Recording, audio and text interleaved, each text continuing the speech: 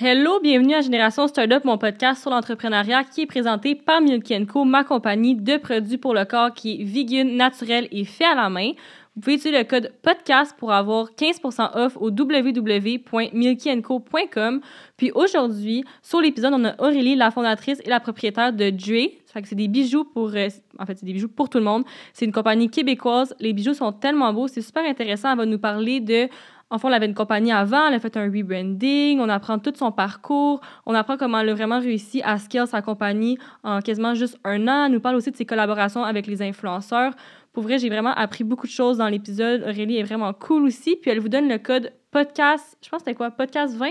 Ouais, podcast 20 pour 20% off sur son site. Fait que c'est ça, bonne écoute et j'espère que vous allez apprendre full de choses.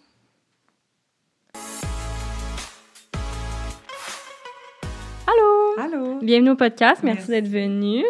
Fait que, est-ce que tu peux nous dire c'est qui Aurélie et c'est quoi Dre? OK. Aurélie, je suis une maman, premièrement, une femme, parce que je suis mariée. Puis, je suis une entrepreneur. Donc, est-ce que tu veux que je te parle de mon parcours comme académique? Vas-y, tu peux parler de tout. OK. Donc, mon parcours académique, c'est que j'ai étudié en gestion de restauration à l'UTHQ en hôtellerie. J'ai décidé de changer de domaine puis de poursuivre mes études à l'université. Donc, j'ai fait un bac en marketing à l'UQAM. Puis, pendant que je suis à l'UQAM, ben là, j'ai arrêté de travailler en restauration. J'ai pris une pause. Puis, je suis comme devenue un peu obsédée avec le e-commerce. Puis, je voulais vraiment comprendre comment se partir un e-com. Ouais. Fait que je suis à l'université dans mes cours, j'ai commencé à comme me build un Shopify, à essayer de me trouver comme une idée. J'ai tout le temps aimé le fashion. Puis les vêtements, ça me faisait vraiment peur parce qu'il y a des sizes, il y a des fits, il y a des saisons. Puis là, c'est comme t'achètes des camisoles, il faut que tu les vendes d'ici la fin de l'été, sinon ça... Fait que ça me stressait.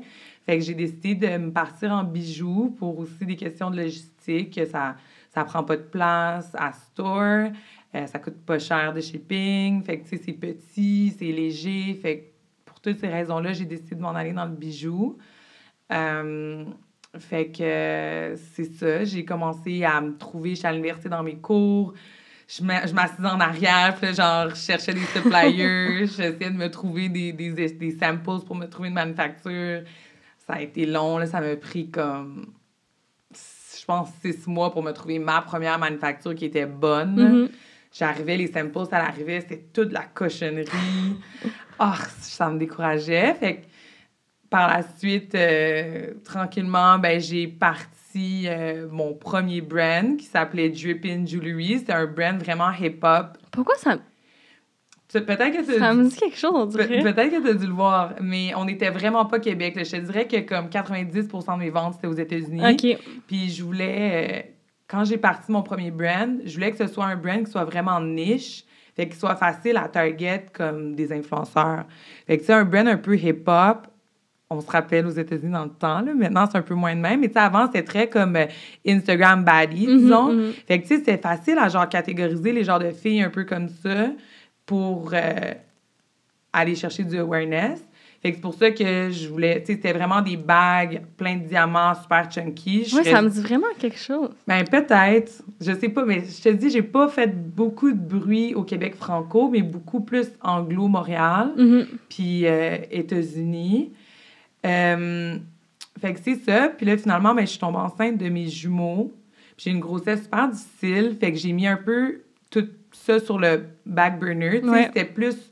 Drippin' Jewelry, c'est vraiment comme un hobby, une passion. J'ai quand même réussi à me build un Instagram à comme 12 000 followers. Tu sais, j'avais beaucoup d'envois PR. J'avais une belle liste d'influenceurs aux États-Unis. J'avais des revenus qui étaient constants, mais c'était pas assez pour me bâtir une vie, là, tu sais. Mais j'ai appris pendant ce temps-là comment trouver des manufactures, tout comme le shipping, tu sais, comment faire un site sur Shopify, tout le back-end, je l'ai appris. Fait que j'avais quand même beaucoup de connaissances que j'ai acquis comme ça. Puis avec ma grossesse, c'était vraiment difficile. Fait que j'étais vraiment ultra fatiguée. J'avais comme... j'étais en bed rest, fallait que je reste dans mon lit pendant 3 mois. Fait que, en tout cas, c'était vraiment compliqué. Fait que j'ai mis un peu ça de côté. J'ai une de mes amies qui m'a aidée à faire mon social media pendant ce temps-là pour pas que ça meurt. Ça meurt, pour le garder actif. Puis je faisais des commandes une fois par semaine. Je paquais des commandes chez moi, puis ça s'arrêtait là. Puis par la suite, ben là, j'ai eu mes enfants, puis c'est la COVID, donc j'ai eu des jumeaux, là. C'était vraiment intense. Fait que j'ai comme mis ça un peu de côté. Je l'ai gardé en vie, mais sans le grandir vraiment. Puis j'étais pas en amour avec le brand. C'était très rose, c'était très hip-hop, mais c'était pas vraiment là-dedans que je voulais m'en aller. Puis ça me rejoignait moins moi aussi. Fait que j'ai comme gardé ça comme ça. Puis quand je suis revenue de mon congé de maternité, je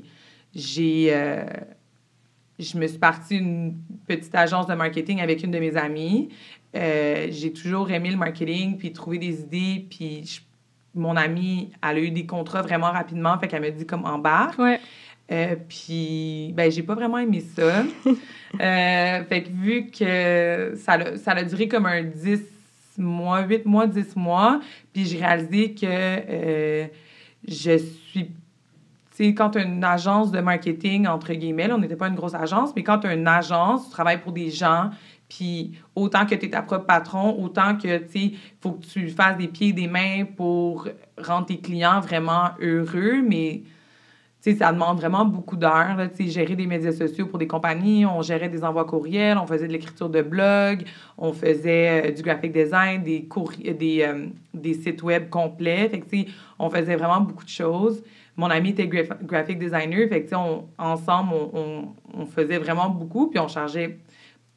On n'était vraiment pas trop dispendieux sur le marché, fait que, tu sais, c'était quand même beaucoup de travail. C'était la relation de client, que les clients voulaient tout le temps plus, qui était comme... pour moi, personnellement, j'aimais vraiment pas ça. Puis c'est comme... Quand en agence, c'est que tu peux pas aller dans un projet, genre, du début à la fin, parce que, tu sais, t'as un contrat. Fait qu'admettons, s'ils veulent un social media, toi, t'as des idées pour des Reels, mais ils prennent pas les Reels dans le forfait. T'as juste un feed, mais tu sais, tu peux pas aller au bout de la chose en faisant juste comme 20 posts par mois, tu sais. Fait que c'était ça un peu qui était comme... que j'ai moins aimé. Puis, j'ai vu une compagnie qui faisait des ads sur Facebook. Puis j'ai dit, j'ai jamais fait de ads avec Drippin' Jewelry. Puis j'ai pris une agence en France que j'ai trouvé un dude sur TikTok. Moi, j'ai booké ça. J'ai pris une agence en France au début. Puis il m'a donné vraiment des bons résultats pour le premier mois. Puis c'est là que j'ai réalisé comme si t'investis dans ton brand, tu le grandis. Tu sais, moi, j'investissais pas, je faisais juste du gifting. Mais organique, comme. Ouais, très organique. Mais j'avais pas d'investissement marketing, tu sais. Puis là, c'est là que j'ai réalisé que en investissant, je pouvais vraiment grandir ça parce que dans un mois, j'ai fait des chiffres vraiment nice. Puis j'étais comme, wow, OK. Fait que c'est là que j'ai comme réalisé que, OK, je suis peut-être quelque chose avec mon e-com que j'aime full, tu sais. Ouais. Fait que finalement, c'est là que j'ai pris la décision j'ai travaillé avec cette agence-là pendant 3 mois. Ils n'étaient pas capables d'augmenter les résultats. Fait qu'ils m'ont donné des bons résultats de base, mais ils n'étaient pas capables de pousser plus loin. Puis j'ai décidé de changer d'agence de ads, qui était... la plus grosse erreur que j'ai faite. OK. Des fois, quand ça va bien, t'es pas obligé de changer. OK. Tu sais, on peut se contenter de OK. OK. Tu comprends? Fait que là, je suis allée dans une autre agence parce qu'on me l'a référé pour me dire qu'il était super bon.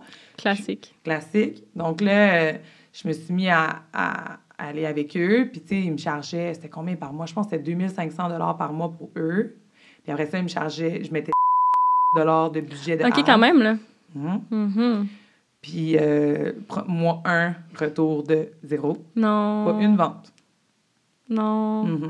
Fait que là, après ça, 2e mois, 0 vente. Le 3e mois, j'ai dit non, moi, je vais pas continuer à investir. Là. Puis j'ai dit, premièrement, j'aime même pas mon brand. Tu sais, j'aime pas le brand que j'ai. Je veux pas grossir ce brand-là. Tu sais, j'avais pris comme la décision que je voulais rebrand éventuellement. Fait que j'ai dit, OK, écoute, si je pour investir en ads, puis là, ils disent non, mais ça s'en vient, il faut tester. Ouais, c'est un classique. Faut tester. Ah, j'haïs les agences. Faut tester.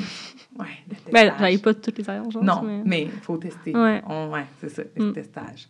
Fait que, à cause du... fait que là, j'ai dit non, je veux pas investir dans ce brand-là, je veux rebrand, je veux je vais avoir un brand qui me représente, puis développer des bijoux qui sont pas juste dans cette niche-là, qui sont un peu plus mainstream. Je voulais aller en retail, je voulais contacter des plus grosses influenceurs, puis des filles, des influenceurs que j'aimais, mais que, tu sais, ils n'auraient jamais répondu à mon ancien brand. Ouais, je comprends. Fait que c'est là que j'ai décidé de rebrand. J'ai pris une pause de 4 mois. On a tout recommencé. J'ai développé des nouveaux produits. J'ai engagé des filles dans mon équipe. Puis on a rebrand à Dre, qui a launch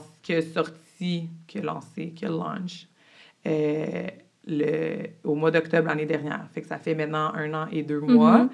Et suite là, j'ai fait 1 mois avec cette agence-là pour voir si le rebranding, ça allait aider. Finalement, on a eu une vente. Donc, j'ai quit. Je les ai abandonnés, là. Puis j'aurais dû le faire dès le début, mais tu le sais pas. Là, quand tu as une business, là, tout le monde a de l'air tellement bon quand il te parle, puis tellement comme « Oui, ça va, non. » Puis finalement, non. Fait que c'est ça. Puis ça a été mon plus gros struggle, je pense, au début. Là. C'était vraiment l'acquisition de clients. Mm-hmm. Mais maintenant, ça s'est réglé. Puis pourquoi ça s'appelle Dre? Comment t'as choisi le nom? Dre, OK. Donc là, mon ancien brand, c'est Drippin' Jewelry. Ouais. Puis tous mes bijoux, il y avait un D dessus. Fait que ça me tentait pas de jeter les bijoux que j'avais. Smart. On va les vendre, puis après ça, on va changer les modèles. Fait que, tu sais, j'ai développé des nouveaux modèles, mais les bijoux que j'avais, il y avait un D dessus. Fait qu'il fallait que ça commence par un D. Puis je voulais que ce soit un nom de personne. Tu sais, Dre, c'est comme un short name de Andrea ou genre... en anglais, tu sais, Dre, ça peut être n'importe quoi. Andrew, n'importe quoi. Fait que je voulais vraiment que ce soit comme un nom... que ce soit un nom intemporel, qu'il n'y ait pas... Tu sais, Drippin' Jewelry, c'était vraiment une niche. Ouais. C'était vraiment comme une période. Puis c'est ça l'erreur que j'ai faite. Fait que je voulais pas avoir un nom qui a une période. Je voulais un nom un peu qui veut comme rien dire. Tu sais, Dre. Collection. Mm-hmm. Collection, en anglais. Fait que c'est pour ça que... Puis là, je dessinais des logos, puis j'essayais des mots. Puis là, je m'étais fait une grosse liste avec des mots. Puis là, je trouvais que Dre, ça sonnait bien, c'était beau. Puis là, j'avais dessiné, j'aimais ça, l'esthétique. Puis là, je me suis mis à Google les significations de tous les mots que j'avais choisis. Puis Dre, ça veut dire self-assured, confident, puis independent. Puis là, j'étais comme... Ça fit. Moi. Fait que c'est ça. Fait que là, c'est pour ça que je suis allée avec Dre. Fait que c'est vraiment un peu niaiseux, mais c'est ça. C'est avec mes erreurs du passé que maintenant, j'ai décidé que je m'en allais vers un nom plus neutral. Ouais. Et je voulais que ça soit un peu comme Dre. Ouais, non, j'aime pas le nom en plus. Ouais. Puis est-ce que tu as l'air de nous dire tu as investi combien pour... peut-être plus pour le relaunch que le début, là. OK, mais le relaunch, ça m'a coûté quand même cher, là, parce que, tu sais, j'avais des employés, puis, tu sais, pour le début, quand j'ai parti mon brand, puis j'étais chez moi, j'ai acheté pour 20 000 $ d'inventaire. La première compagnie, ça? Ouais. OK, mais quand même, hein, pour un premier... Ouais. Ça m'a coûté... Non, j'ai pas acheté pour 20 000 $. Ça m'a coûté 20 000 $, mais il y avait un genre de 5 000 $ de samples que j'ai scrappé. Fait que c'était 15 000 d'inventaire. OK. Puis aussi, c'est parce que c'est en dollars US, fait que, tu sais, canadien, 20 000 que j'ai parti. Puis par la suite, le rebrand, ben là, ça m'a coûté, je te dirais que ça m'a coûté un bon 40 000. OK. Ouais. Quand même. 40 000. Puis tu avais pris des employés dès le début, comme? Comment tu avais fait ta structure? Non, j'ai engagé... C'est parce que, tu sais, maintenant que j'ai des enfants, je peux plus travailler 24 heures sur 24, jour et nuit, du lundi au dimanche. Tu sais, puis je l'ai fait avant. Mais maintenant, si je veux amener ça à un certain niveau, j'ai besoin d'avoir une équipe. Fait que, tu sais, puis vous me voyez pas souvent, là, genre, personne me voit, puis je suis un peu effacée, mais j'avais engagé, mes premières filles que j'ai engagées, c'était pour m'aider avec le contenu, parce que je suis pas quelqu'un qui a vraiment j'aime pas ça prendre des photos pas mon Ouais, je comprends. thing. Tu veux pas être influenceuse. Je veux pas être influenceuse. Tu sais, moi, mettons, je sais jamais comment placer les affaires pour que ce soit beau. Tu sais, c'est pas mon thing. Ouais. J'aime ça faire des visions, j'aime ça développer des produits, j'aime ça le design, mais comme tout ce qui est contenu, c'est vraiment ça que j'ai engagé en premier pour m'aider. Puis par la suite, j'ai engagé une directrice marketing, mais tu sais, on était vraiment une petite équipe, là. Fait que c'est une fille qui va m'aider vraiment pour tout mon day-to-day, que ce soit en marketing, que ce soit faire les courriels, les courriels, les newsletters, là, les envois courriels, faire les designs, faire tout ce qui est graphic design, très poche là-dedans. Tu sais, elle m'aide vraiment dans tout. Fait que tu sais, ça a été mon premier gros hire, puis je suis allée chercher quelqu'un qui a une belle expérience de travail aussi. J'ai même engagé un chasseur de tête pour la trouver parce que je ne serais pas personne. Puis je voulais vraiment quelqu'un avec une expérience parce que je me dis, pour bâtir quelque chose, je vais engager quelqu'un qui a plus de connaissances que moi sur le marché du travail. Puis je pense qu'à l'avenir, pour tous mes prochains hires, ça va être comme ça. Je vais le faire aussi, là, parce que je veux vraiment aller me chercher des personnes qui sont organisées. Tu sais, j'ai pas besoin de les former, tu sais. C'était vraiment elle a tout organisé la business, tu sais, comme elle a vraiment tout aidé à structurer la chose, à faire des stratégies avec moi. Fait que, tu sais, pour ça a été vraiment une aide, là. Mais c'est ça. Puis comment tu trouves ça être boss? Est-ce que tu trouves ça difficile?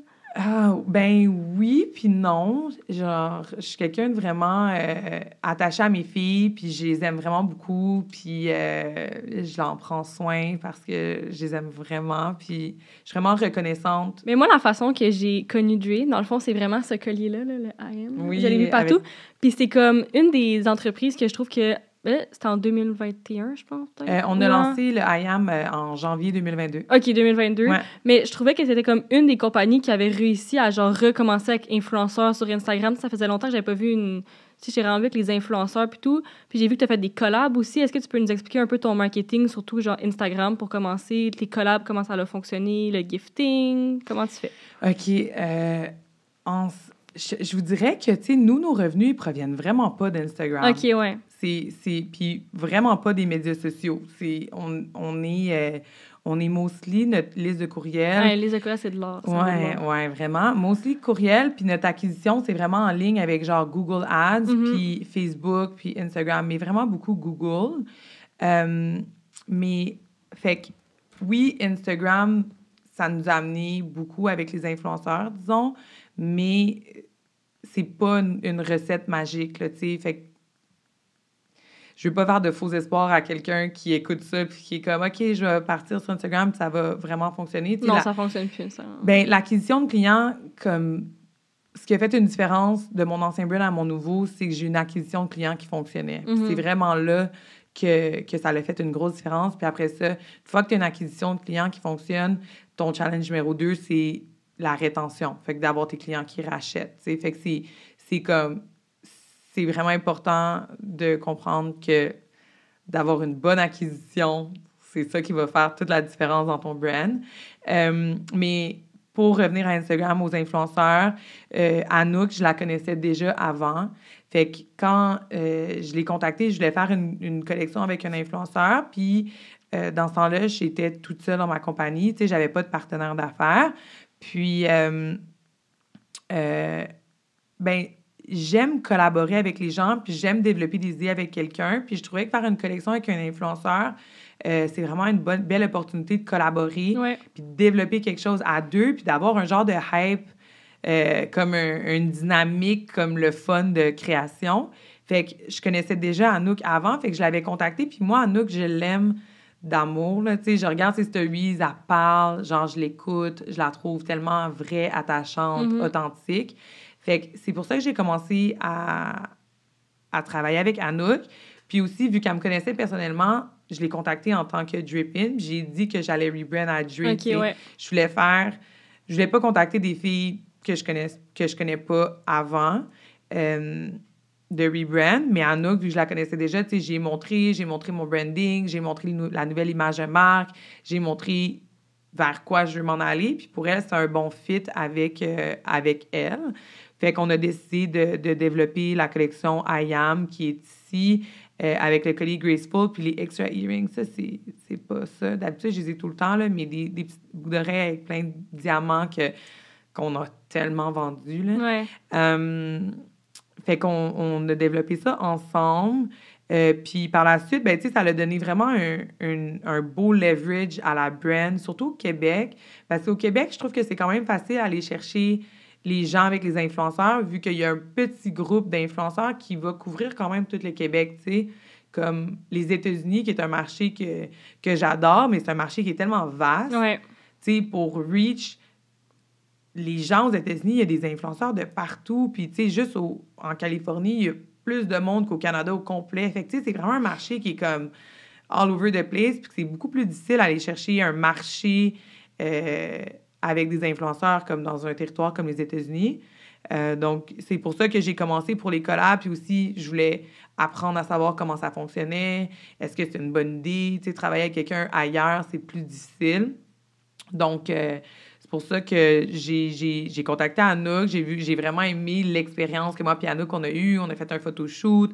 Il y avait un concept derrière la collection. On a fait venir 20 personnes de son audience au photoshoot qui sont venues parler de ces... Ah, pour vrai, j'ai pas vu ça. T'as pas vu la vidéo Non. de campagne? Ouais, tu scrolleras, tu regarderas, c'était vraiment cool. On a fait venir 20 personnes de son audience qui sont venues en studio.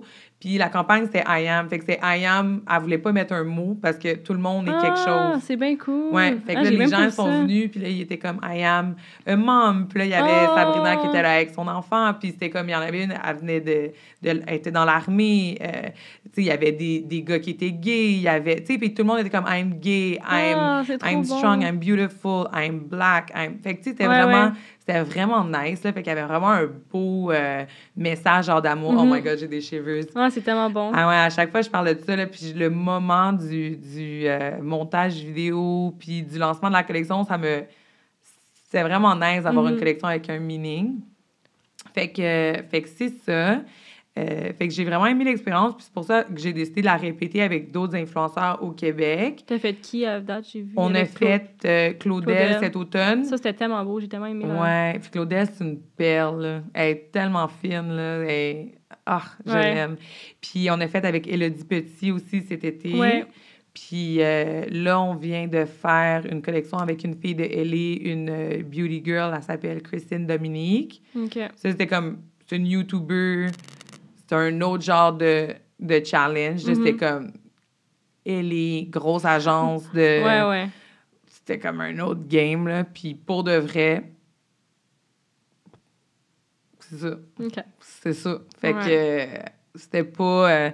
c'était pas wow, mais c'était beaucoup de travail, beaucoup de va-et-vient, beaucoup de genre niaisage de contrat, beaucoup de comme négociations pour les prix, pour les noms, pour les designs. Ils m'ont fait refaire la collection genre 3 fois avec des designs différents. Tu sais, c'était comme vraiment intense, puis tu parlais jamais avec elle, tu parlais tout le temps avec son agence.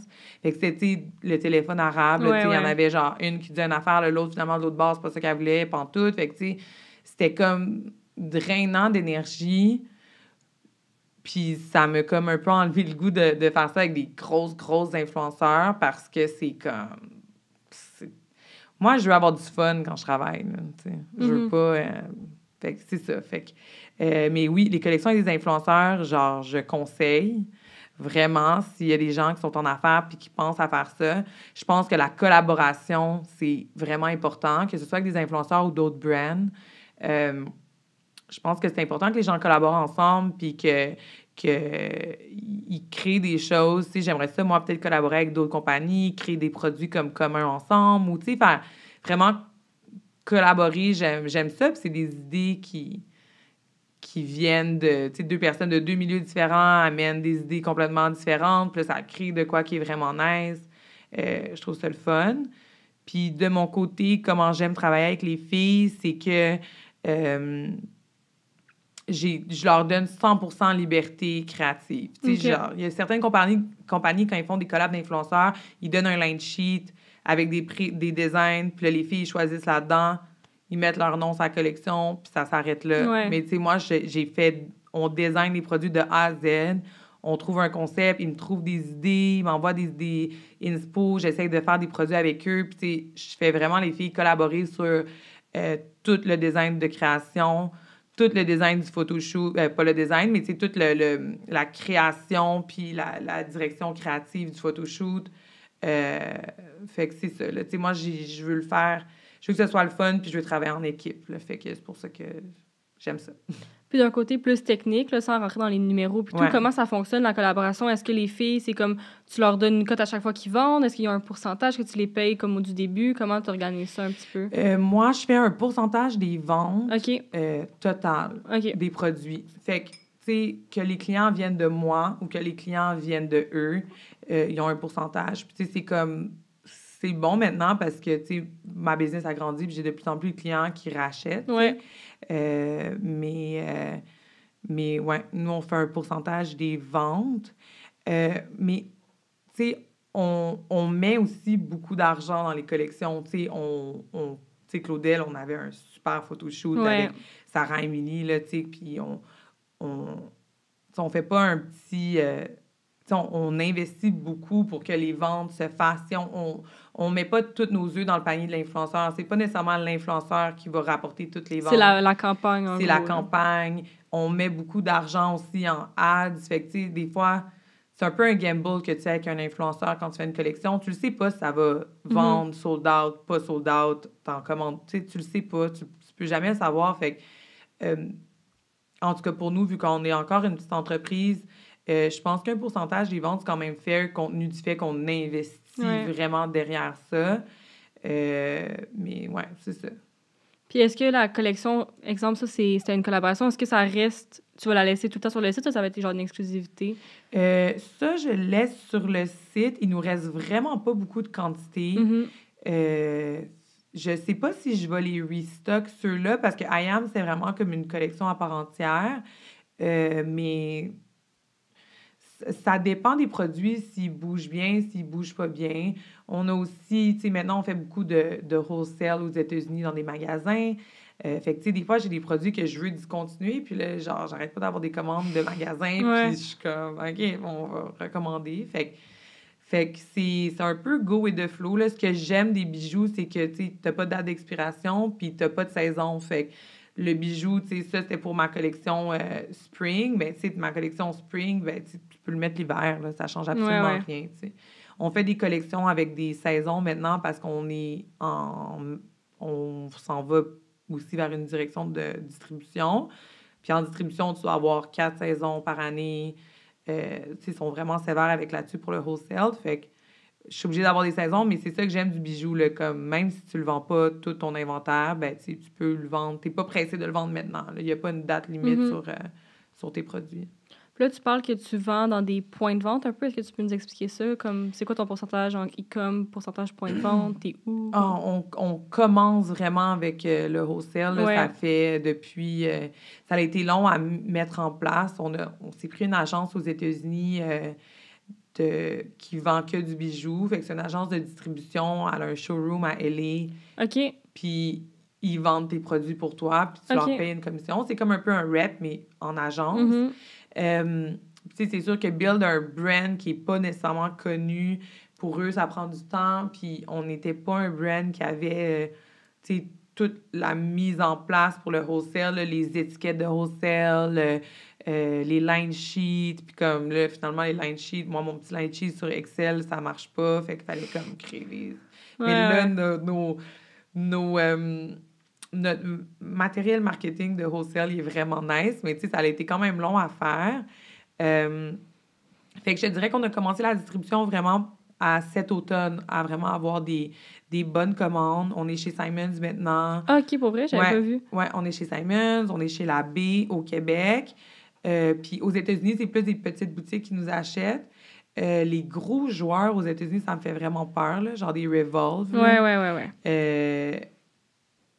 On m'en a parlé, mais genre, c'est mon rêve, mais je veux pas me planter. Ouais, je comprends. Fait que j'attends. Je veux vraiment être on point, ma prod est nice, comme tout est comme solide avant de rentrer chez Revolve, parce que, tu sais, si tu te plantes une fois, c'est plus dur de revenir. T'aimes mieux rentrer puis rester que comme, ils te cancellent, puis là, après ça, il faut que tu essaies des... Fait mais c'est sûr que Revolve, c'est genre mon goal, là, mais ça me fait peur. Puis Nordstrom aussi, ça me fait peur, mais c'est ça. C'est my vision. Puis pour parler un peu plus de comme e-com, là, les gens qui écoutent le podcast, comme ils aiment ça, avoir un peu de trucs techniques. Et ça serait quoi, si t'es à l'aise encore une fois, ta stratégie comme plus newsletter, stratégie Facebook, ads? Est-ce que tu as comme une stratégie où ça change tout le temps? Pour les ads, quand je disais que j'avais de la misère avec mon acquisition, j'ai rencontré quelqu'un que c'est mon père qui m'a présenté. Okay. C'est la personne qui s'occupait de son site web puis qui est devenu mon partenaire d'affaires, Jean-Michel. Puis moi, j'ai parlé puis j'ai dit « Crime, je suis pas capable, mon acquisition. Genre, toutes les agences que je travaille, ça me donne pas des résultats. Puis, tu sais, je suis pas un influenceur qui arrive puis qui a une plateforme puis une communauté qui achète, tu sais. J'ai besoin d'aller me chercher une acquisition. J'ai besoin d'avoir du trafic sur mon site, tu sais. Fait que là, il me dit... on a parlé des marges, on a parlé des dépenses, tu sais, comme j'ai parlé un peu breakdown de ma business, puis il me dit, je vais essayer de faire tes ads pendant 3 mois, puis si j'ai des résultats qui me conviennent, on va se parler, tu sais. Puis c'est ça, il a mis du budget en ads, il a mis 10 000 $ de ads par mois pour 3 mois, de son côté, il m'a pas dit pantoute qu'est-ce qu'il faisait. Là, il me dit, j'ai des bons résultats, ça marche bien, je suis content, on y va. Fait que là, il est venu dans ma business, puis ben, c'est notre business maintenant. Donc, je suis vraiment contente d'avoir un partenaire, puis il a vraiment changé tout le game. Parce que le e-com, tu sais, quand tu as une boutique, les gens, ils marchent dans la rue puis ils rentrent dans ta boutique, tu sais. Mais quand tu as du e-com, il faut que les gens cliquent puis aillent sur ton site. Puis ton autre challenge, c'est qu'ils restent sur ton site puis qu'ils magasinent. Est-ce que tu avais comme une stratégie de newsletter? Oui, stratégie de newsletters, j'ai vraiment beaucoup de flow. Donc, j'ai ton flow de sign-up. Attends, juste pour eux qui écoutent, qui ne savent pas c'est quoi un flow, c'est comme... Des automations. Ouais. Fait comme, exemple, quand quelqu'un achète, quand quelqu'un n'a pas acheté depuis 2 semaines, c'est des trucs qui s'envoient automatiquement. Automatiquement, puis c'est vraiment long à set-up, mais ça vaut la peine de le set-up. Fait que, tu sais, nous, on a le sign-up. On a un email qui présente le brand, on a un email qui présente nos plateformes.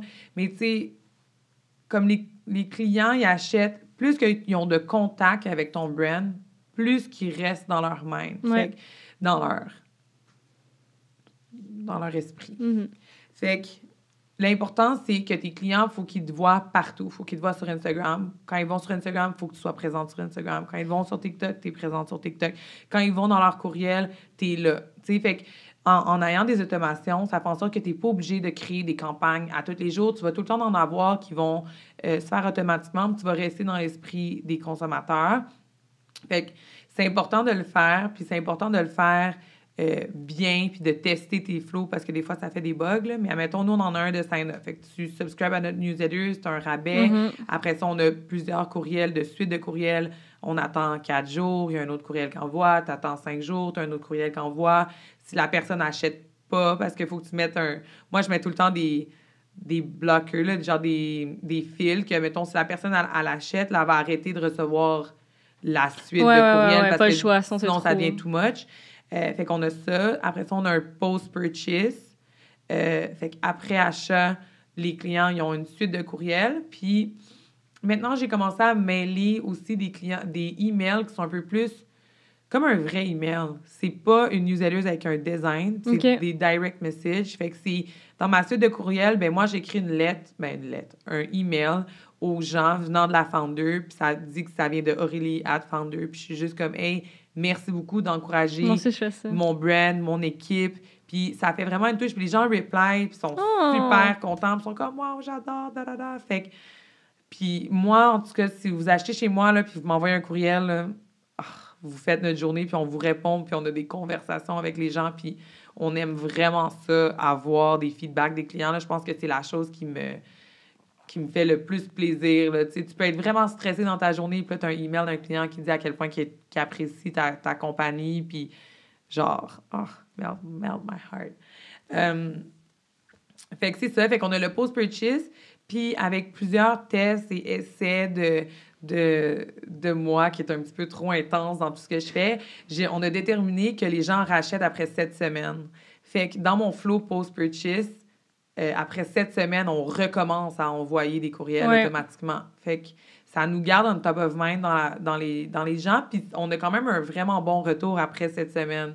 Parce que quand tu analyses tout ton data, moi, je suis e-com freak, là. Ouais. Genre, du e-com, j'en mange, puis genre, j'analyse tout le data de tout. Puis quand on a analysé le data, on s'est rendu compte que nous, nos clients, c'est notre cycle de rachat, c'est 7 semaines environ. Fait que, 5 semaines, c'est trop tôt pour les recontacter, puis 10 semaines, c'est trop tard. Fait qu'on les recontacte vraiment 7 semaines. Fait que on a le post-purchase, le sign-up, on a les abandoned checkout, le email, genre, hey, t'as oublié ça dans ton panier. Ouais. Ça convert super bien. Là. Toi, ça fait-tu. Ouais, moi, j'adore le newsletter. Ouais, moi, les abandoned checkout, ça marche. Ça convert en vente. Là. Les gens, ils ont oublié. Puis surtout en ligne, là, t'es distrait, tu t'addes ta carte, t'es dans ton lit le lendemain matin, tu vois le courriel, tu y repenses, tu rachètes. Fait qu'on a ça. Quoi d'autre qu'on a? Fais-tu SMS, non? Oui, un peu, mais j'ai pas full. Ouais, moi, je le fais pas. C'est comme un peu genre... on le fait quand on a des grosses promotions. Puis aussi, j'ai un sign-up comme discount code là, pour que les gens subscribent à notre SMS. Mais je suis pas encore allée dans un crazy loophole des SMS. J'ai pas eu full de retours. Là. Il y a beaucoup de gens qui me disent qu'ils ont des bons retours. Puis moi, à date, plus avec des emails. Puis on fait vraiment des campagnes de courriel, surtout quand on fait des promotions, on fait vraiment des campagnes de courriel quand même pas intenses. Là. Ben, là, oui, cet automne, c'est vraiment intense avec le Black Friday, puis on avait des promos différentes à tous les 2 jours. Fait que, tu sais, on avait vraiment beaucoup d'envois courriels, mais ça fait vraiment une différence, là, les envois courriels dans tes revenus. Je pense que 40% de mes revenus viennent des envois courriels. Oui, quand même. Hein. Ouais. Puis pour parler justement de, tu sais, là, ça a été Black Friday qui s'est passé, là, c'est le temps des fêtes en ce moment. C'était quoi ta stratégie? Comment t'as géré ça? Au début, Black Friday, on avait fait un Black Friday month parce que quand tu fais, tu fais des ads, le Black Friday, quand tu fais des pubs, des ads qui durent juste 3 jours, le résultat, il n'est pas là. C'est mieux d'avoir des ads sur une longue période. Surtout que tout le monde en ce moment est en train de payer pour des... Tout le monde fait des ads. Là. Fait que, nous, on a arrêté toute acquisition de clients puis on fait que du retargeting en ce moment pour le temps des fêtes. Donc, on va retarget tous les gens qui ont déjà acheté ou qui sont des visiteurs sur le site. Parce que l'acquisition en ce moment, c'est vraiment trop cher. Là, c'est pas le temps d'acquérir. T'acquéris des clients toute l'année, puis en temps de Black Friday, tu retargetes tout le monde qui sont venus sur ton site. Fait qu'on a décidé de faire un Black Friday month. Fait qu'on a fait un Buy More, Save More tout le Black Friday, tout le mois de novembre. Donc, plus les gens dépensaient, plus il y avait un gros rabais. Fait que je pense que c'était jusqu'à 30% ou 40%, on dirait, j'ai déjà oublié. Je pense que c'était 15%, 25%, 30% ou 15%, 20%, 25%, en tout cas. Fait que c'était vraiment un buy more, save une pyramide, more. comme. Puis ça a quand même vraiment bien marché. Puis nous, en grosse période de solde, qu'est-ce qu'on fait? C'est on offre des produits gratuits. Puis là, on a un produit, un Anklet, que c'est un de nos best-sellers. On vend ça comme de l'eau, là, genre... On lui stocke. Le temps que la commande arrive, on n'en a plus. Fait que genre, en tout cas, on vend ça comme de l'eau. Fait que j'ai décidé d'en commander vraiment beaucoup. Puis on a donné ça en produit gratuit pour toute la fin de semaine du Black Friday pour changer la promo. Fait qu'avec tous les achats, je pense que c'était plus que 50$. Les gens recevaient comme notre best-seller. Là. Fait que les gens, ils ont vraiment aimé ça. Puis j'aime vraiment ça, faire des produits gratuits. Plus que des rabais. Les rabais, c'est le fun en ads à promote, mais je pense que les produits gratuits, c'est... Moi, j'aime ça avoir des cadeaux. Puis, je donne tout le temps des beaux cadeaux. Je donne jamais, genre, des petits produits comme... Ouais, lui qui vend pas... Lui qui vend pas, ou, tu sais, il y en a des fois, il donne des compagnies, genre, tu sais, Sephora, il donne un produit gratuit, c'est genre un petit sac de make-up cheap en plastique qui pète après 2 secondes, tu sais. Moi, genre, j'aime ça donner des nice produits, là, comme... Que les clients sont comme « wow », parce que, je sais pas, je trouve que c'est une belle manière des remercier, puis c'est aussi... c'est attrayant. Là. Nous, quand on fait des soldes de produits gratuits, c'est vraiment ça qui fonctionne le plus de notre côté, plus que les rabais, je pense, parce que les rabais, il y en a tellement maintenant des rabais, là, tu sais, comme tout le monde est en rabais tout le temps, fait que les produits gratuits, c'est juste un special touch, puis on essaie d'alterner les genres de produits qu'on donne. Des fois, c'est des bouts d'oreilles. On donne jamais de bagues, parce qu'avec les grandeurs, ça devient compliqué, mais on alterne, puis on donne vraiment des beaux produits, là. Fait que ça, pour les holidays, qu'est-ce qu'on a fait? Au début, on allait faire un genre de calendrier de l'Avent. Puis finalement, on s'est rendu compte que, genre, changer de promotion à tous les jours, c'était comme... C'est too much, ouais. C'est ben trop de job. Puis tu peux pas faire de ads pendant ce temps-là parce que le temps que ton ad embarque, ta promo est finie. Mm-hmm. Fait que, tu sais, on a comme un peu give up là-dessus, puis on a recommencé le Buy More, Save More pour les holidays. Puis on a baissé, par contre, les pourcentages. Là. C'est pas aussi des gros pourcentages que le Black Friday, mais on a fait ça pour le mois de décembre. Puis on a notre best month ever. Mois de décembre, on a vraiment un bon mois. Là, je suis vraiment contente. Puis on a aussi fait le pop-up au Carrefour Laval qui nous a donné une belle visibilité. Là, fait que, ouais. Moi, je suis curieuse. C'est quoi votre panier moyen?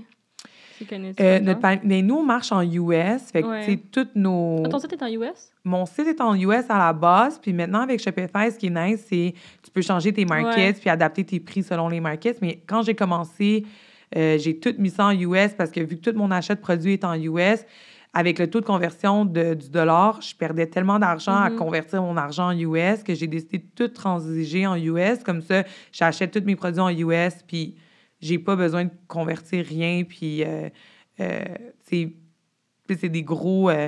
tu sais, comme là, mettons, on a acheté, 300 000 d'inventaire, mais tu sais, 300 000 d'inventaire US en canadien, c'est une méchante différence. Ben non, mais... Tu comprends? Ouais. C'est comme 30 % là, il est à 32 % là, c'est comme 35 % de plus, c'est beaucoup d'argent. Fait que c'est ça. Fait qu'on transige en US, puis nous, notre panier moyen, il est d'environ... Je pense que là, il est rendu à 125. C'est bon quand même. Mais c'est qu'on rentre tous nos PR d'influenceurs dans Shopify. Puis vu que c'est des transactions à zéro, ça... Ouais, ça fucked up un peu ton...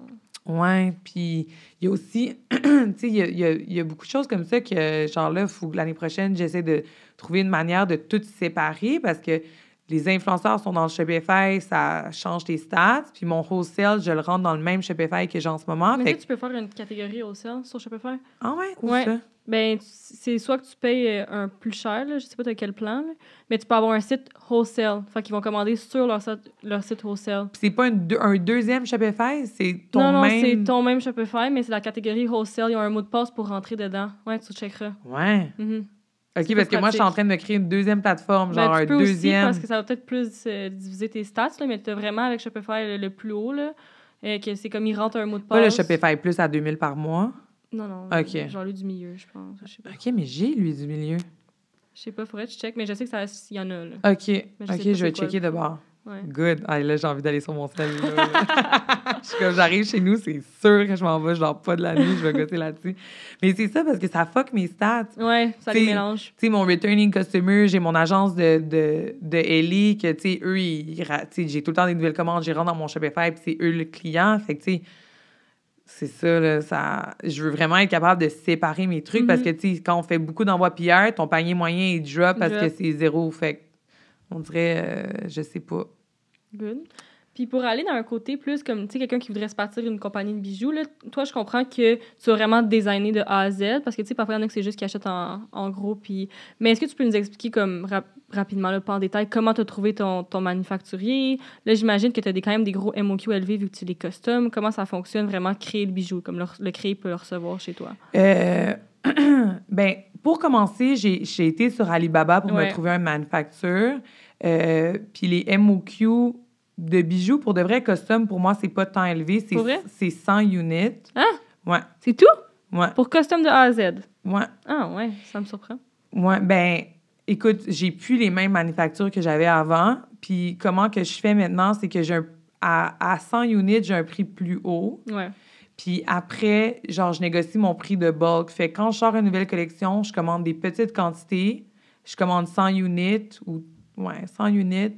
Des fois, 150, là, tout dépendamment de combien d'envois PR que je fais. Mais là, maintenant, depuis que je fais du wholesale, il faut que je développe beaucoup plus de produits, de SKU.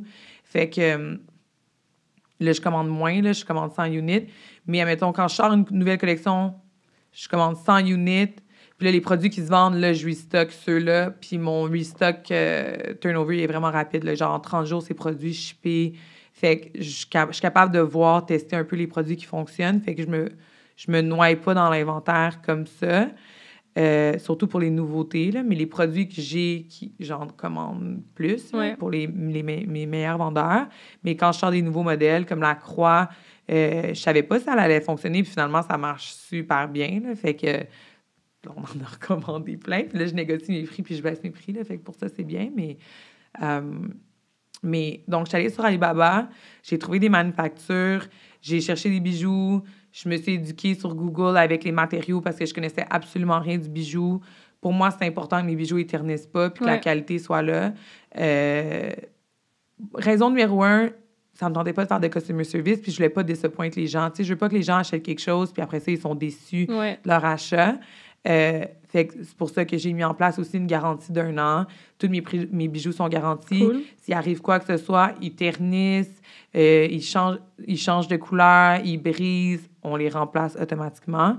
C'est comme ça, c'est des samples. Je teste mes samples vraiment longtemps, dans la douche, dans la mer, dans la piscine, tout. Je veux vraiment que les produits ne ternissent pas.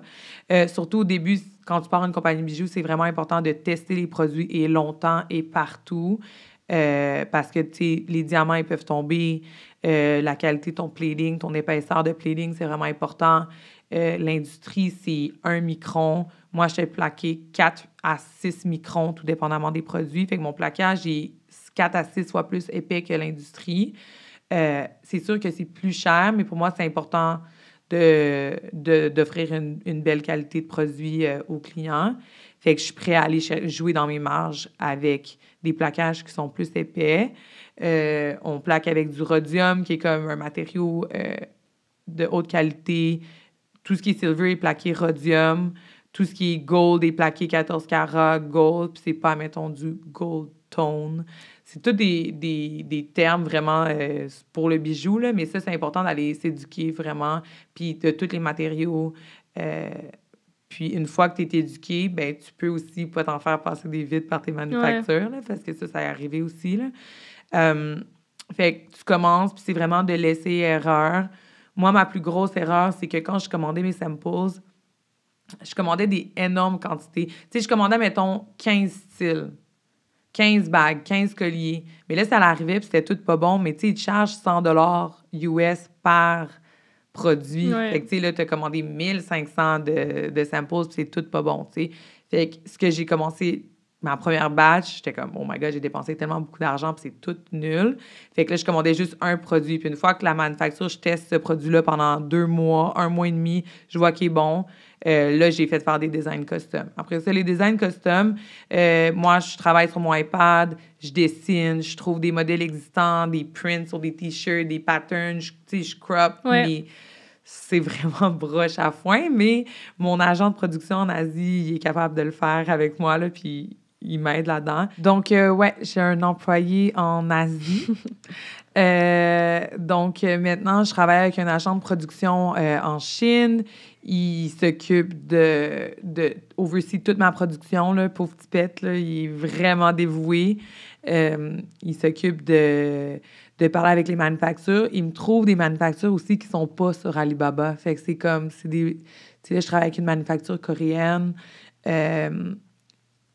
Sont pas trouvables. Tu sais, j'étais allée dans un loophole. Je voulais une manufacture coréenne parce que leur qualité de bijoux était écœurante.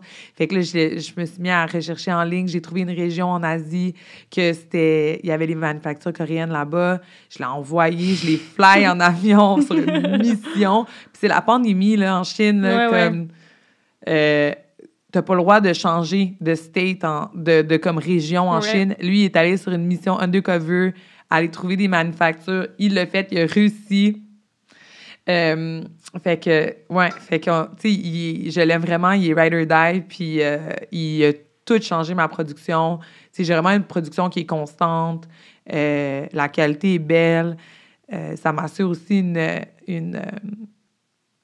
comme une paix d'esprit, là, tu sais, si les produits sont défectueux, ils le voient là-bas, fait qu'ils ne m'échippent pas d'effect.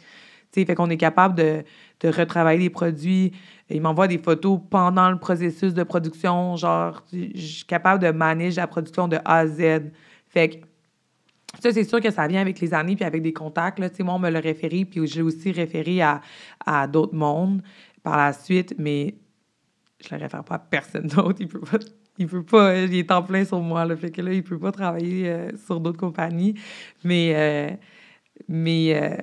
ouais, ça a vraiment changé mon game de production, là. Mais c'est sûr qu'au début, il faut que tu commences avec Alibaba. C'est une belle porte d'entrée pour les manufactures. Ou tu peux Google. Il y a des manufactures aux États-Unis. Il y a même des manufactures de bijoux à Montréal. Tu es capable de produire des bijoux à Montréal quand même facilement. Google est ton best friend. Good. Puis pour finir le podcast, on va faire une petite section plus des questions rapides, comme. OK. Fait que... Oh my God. Genre, rapide, là, plus qu'un mot, là, mais comme... Est-ce que je vais être capable? Ben oui. OK. Première question. Bon, ça va peut-être être la moins rapide des rapides, mais c'est quoi, tu penses, ton plus grand fait à la date avec ta compagnie? OK. Mon plus grand fait à la date avec ma compagnie, c'est la collection que j'ai faite, ma dernière collection. On ne dira pas de nom, mais ma dernière collection que j'ai faite récemment. OK. Genre un gros fail ou... Pas un gros fail, non, parce que ma business dépendait pas de ça. Mm-hmm. Fait que non, c'est pas un gros fail. Par contre, c'est une déception. Mais c'est un apprentissage. Toutes mes erreurs, ça a été des apprentissages. Mm-hmm. Fait que c'est correct de faire des erreurs. Là. Tout le monde en fait. Mais c'est nécessaire. Ouais. Puis pour de vrai, là, le monde, il montre que l'entrepreneuriat, c'est tellement beau, puis c'est tellement parfait. Puis c'est tellement tough. c'est vraiment tough, puis c'est vraiment pas parfait. Puis il n'y a pas une compagnie qui a pas fait d'erreurs. Fait que si tu pars en affaires puis tu fais des erreurs, c'est normal. Puis t'es pas tout seul. Là, genre, trouve-toi un ami entrepreneur puis pleurez ensemble parce que ça va arriver. Là. Good. Ça a pris combien de temps avant que tu te verses un salaire? Pour de vrai, avant, je me versais un salaire quand c'était Drippin' Julie, puis j'avais moins de dépenses. Ouais. Maintenant, j'ai des locaux, j'ai des employés, puis je me verse plus de salaire. Je vais commencer à me verser un salaire en avril, quand ça va faire 1 an que mon partenaire est là. Pour le moment, je préfère avoir une équipe que me verser un salaire, puis je préfère bien payer mes employés que me verser un salaire. Fait que pas de salaire. Pas de salaire. Nope. Next. C'est quoi ton plus grand rêve avec ta compagnie? Mon plus grand rêve avec ma compagnie, j'aimerais ça développer des produits qui... Oh my God, mon plus grand rêve avec ma compagnie, là, c'est parce que j'ai tellement une grosse vision là, que ça serait long. J'aimerais ça développer plusieurs catégories de produits, que ce soit dans les accessoires, peut-être un peu de vêtements, mais rien de saisonnier. Fait que changer mes catégories de produits, avoir une belle équipe, une petite équipe vraiment tête. J'ai pas un rêve d'avoir une business de 50 personnes, de 50 employés. Je veux une petite équipe vraiment tête, de juste des A-players, juste des A-players, c'est ça je veux. Juste des A-players, qu'on soit une équipe du tonnerre, que tout le monde est sharp, que tout le monde est nice. Puis je veux augmenter le B2C, développer vraiment le marché américain plus, parce que c'est un marché qui est vraiment immense. Fait que, tu sais, oui, je suis majoritairement aux États-Unis, mais je suis encore tellement un petit pion dans les États-Unis. Fait que développer le marché américain, puis développer le Canada anglais. Puis pour le wholesale, mon plus gros rêve, c'est Revolve. Ça serait nice. Ouais, mais je me vois. C'est juste que je joue de l'échec. Puis on place nos pions tranquillement, puis on s'en va là. Good. Next question. Qu'est-ce qu'on pourrait voir de Dre en 2023? Est-ce qu'on aura un petit scoop, quelque chose? Oh my God! Non.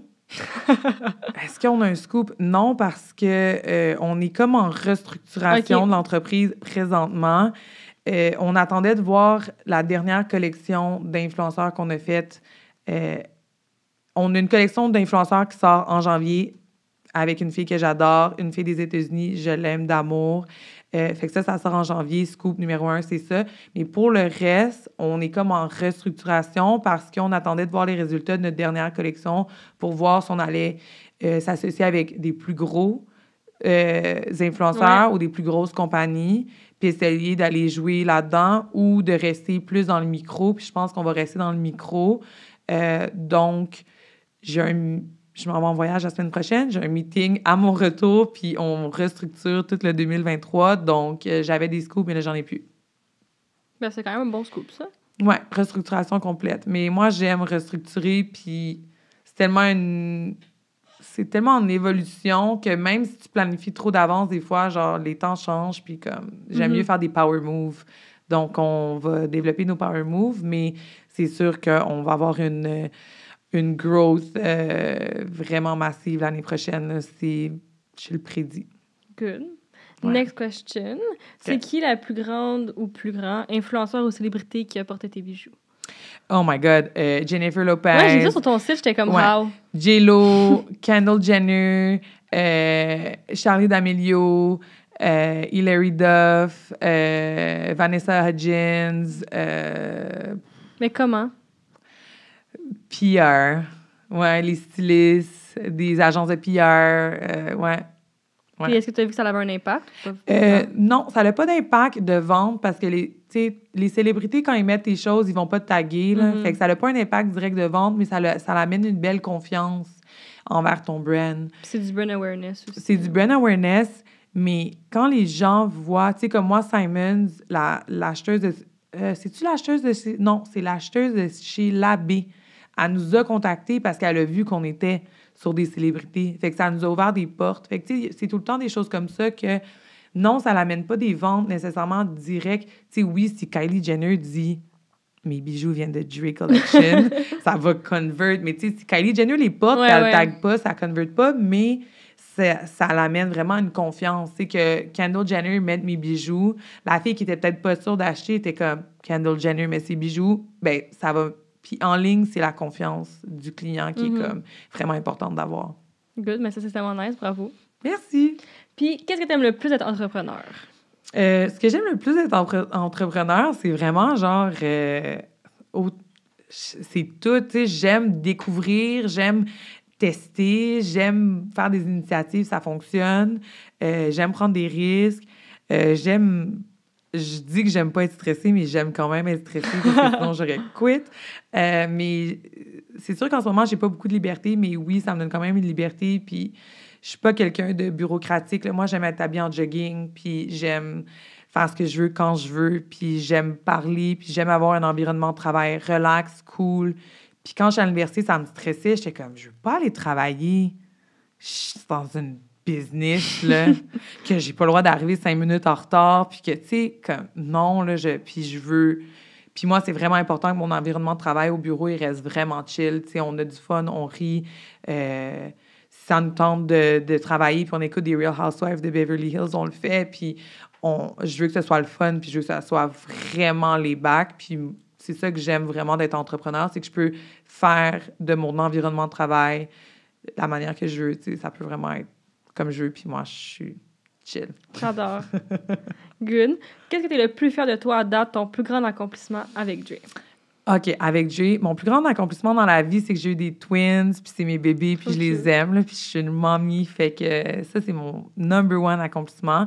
Avec Dre, ben c'est vraiment, genre, la croissance que j'ai eue cette année, là, comme...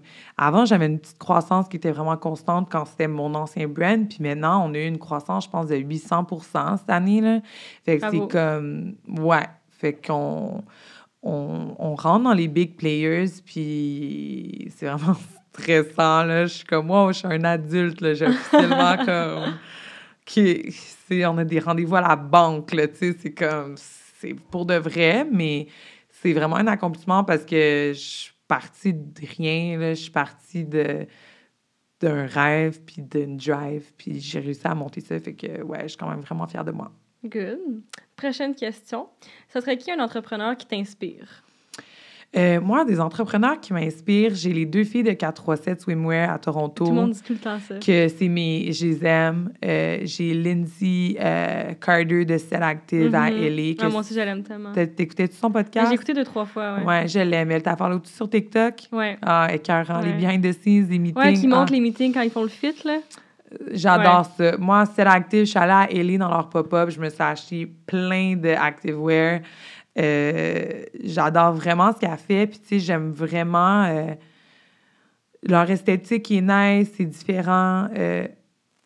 Qui d'autre? Oh my God, j'ai oublié son nom. La fille de Brunette de Label à Vancouver. Mariana Hewitt de Summer Fridays, comme, c'est un influenceur, oui, mais comme Summer Fridays, elle a build un brand vraiment nice, là, fait que c'est comme, wow. Jen Atkins de Way.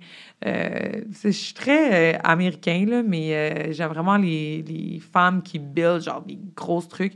Puis on lui donne pas assez de crédit, mais je pense que Kim Kardashian, c'est un oups. Non, c'est pas correct. Okay, je peux sacrer, c'est vraiment un esti d'entrepreneur, là.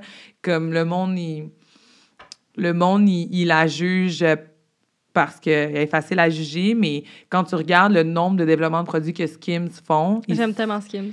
Oui, mais tu sais, t'as-tu vu les nombres de collections qui sortent? Moi, ça me fait capoter. Là, en une semaine, ils sortent des collections. Puis, tu sais, tout ce qui va derrière des créations de produits, c'est beaucoup de travail. Là, fait que...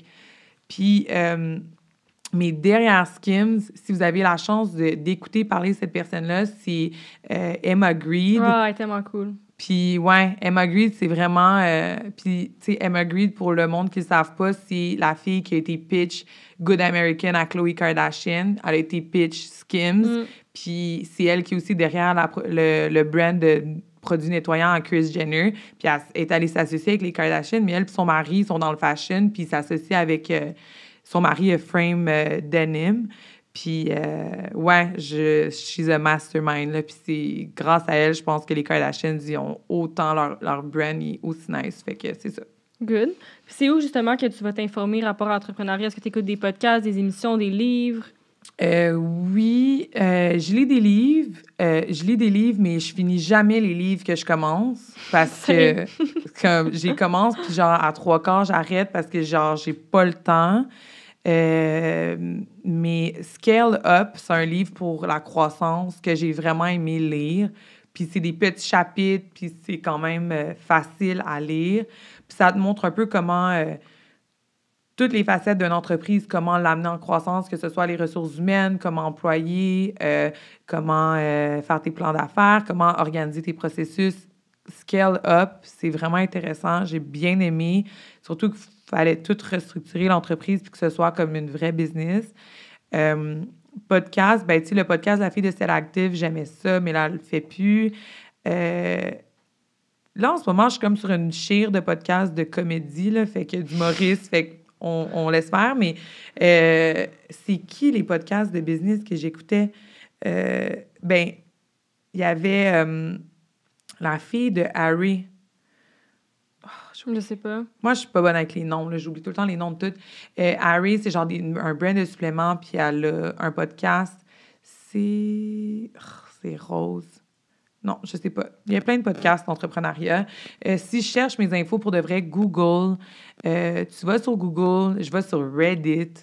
Je cherche sur des podcasts, je me mets, tu sais, dans ton Apple Podcast. Moi, j'écoute pas sur Spotify, j'écoute sur Apple Podcast. Tu peux search des thèmes, tu sais. Fait que si tu veux quelque chose sur, admettons, le marketing, le social media, la croissance, l'inflation, n'importe quoi, tu cherches des mots-clés puis tu es capable d'aller chercher des podcasts qui ont rapport à ça.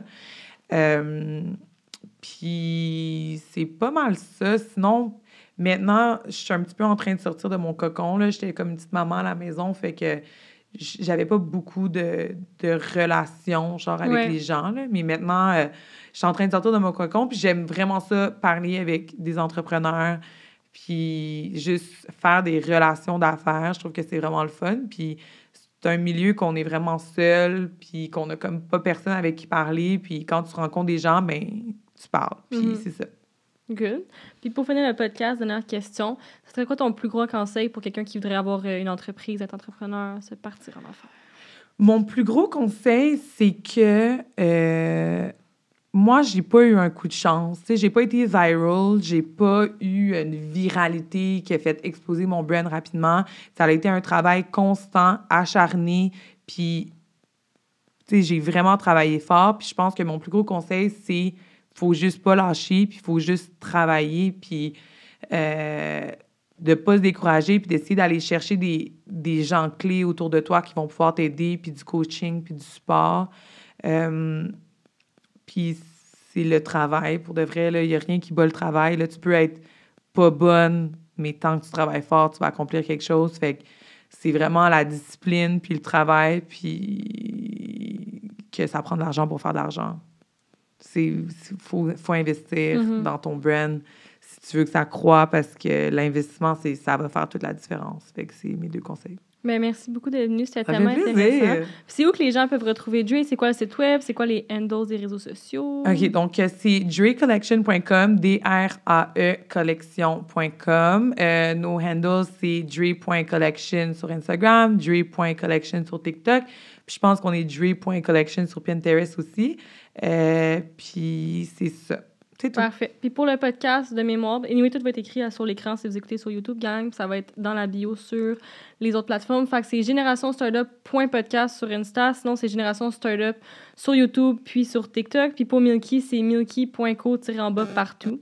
Fait que c'est ça. À la semaine prochaine. Bye! Bye!